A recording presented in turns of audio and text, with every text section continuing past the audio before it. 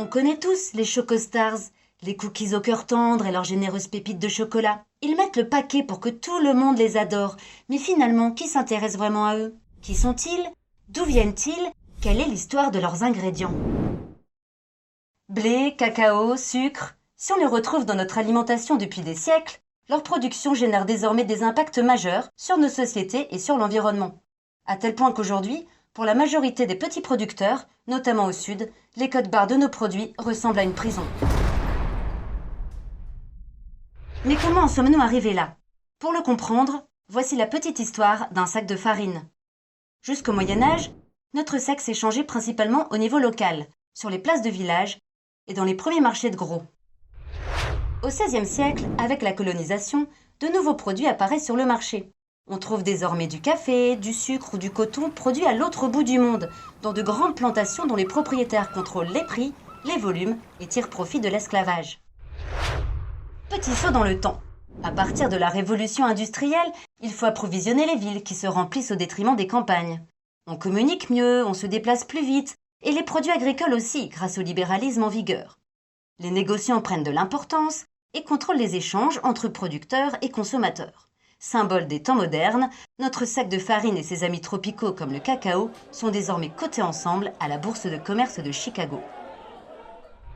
Après la Seconde Guerre mondiale, les grandes marques s'installent dans le quotidien. C'est l'âge d'or de la consommation de masse et la grande distribution se développe pour y répondre. Le client est roi. Enfin, c'est ce que raconte la légende. Les gouvernements créent des mécanismes de régulation du marché pour maintenir les prix des matières premières au-dessus des coûts de production. L'État veille au grain. À partir des années 80, on passe à la vitesse supérieure. De nouveaux pays producteurs entrent en jeu. Devenue incontournable, la grande distribution se structure en réseaux internationaux, tandis que les États favorisent désormais la libéralisation du commerce. Nos sacs de farine, de cacao ou de sucre s'échangent sur un marché mondial. Les produits de l'agriculture familiale se retrouvent en concurrence frontale avec ceux des grandes exploitations industrialisées. Si les profits explosent, les petits producteurs n'en voient pas la couleur. En quelques siècles, on est donc passé de marchés locaux, reposant sur la capacité de production des paysans, à des marchés mondialisés, qui obéissent à la volonté de quelques acheteurs. Et aujourd'hui, comment ça se passe? C'est bien simple. D'un côté, 2,5 milliards de producteurs. De l'autre, 7 milliards de consommateurs. Et entre les deux, un nombre limité d'acteurs devenus incontournables, qui tirent profit du flux continu de matières premières nécessaires aux sociétés modernes. En premier lieu, on trouve les négociants. Acteurs historiques par qui transitent, par exemple, 90% des céréales échangées dans le monde. Ensuite viennent les marques. Elles paraissent très nombreuses vues de nos placards, mais elles sont en réalité détenues par une poignée de grands groupes agroalimentaires. Et les distributeurs, enfin, dont les réseaux s'étendent toujours plus, notamment dans les pays en développement, mais qui sont de moins en moins nombreux. Par exemple, derrière les quelques 11 000 hyper et supermarchés présents en France, on retrouve 7 grands distributeurs. Ces dernières années, ces 3 maillons se sont concentrés à coups de rachats et de fusions. Les gagnants ont désormais suffisamment de pouvoir pour imposer à leurs partenaires commerciaux des pratiques pour le moins contestables.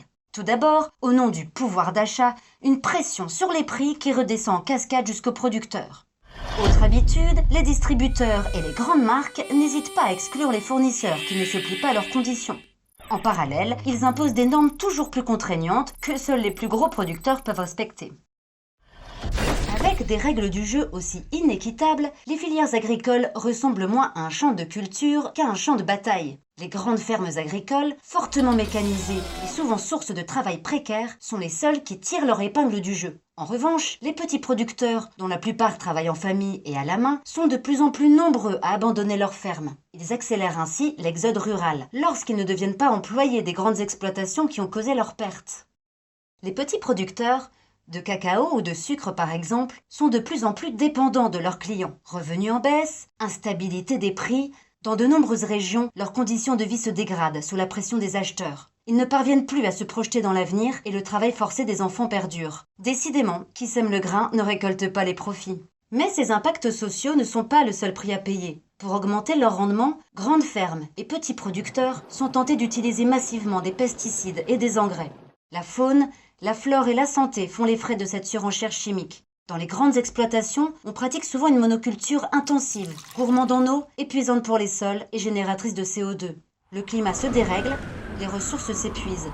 Bref, derrière les belles promesses des distributeurs et des grandes marques, l'addition commence à être lourde. Alors que faire? Renoncer à manger nos Chocostars? Pas forcément. En réalité, le cacao, le sucre et les autres ingrédients de nos cookies peuvent générer assez d'argent pour que personne ne reste sur sa faim.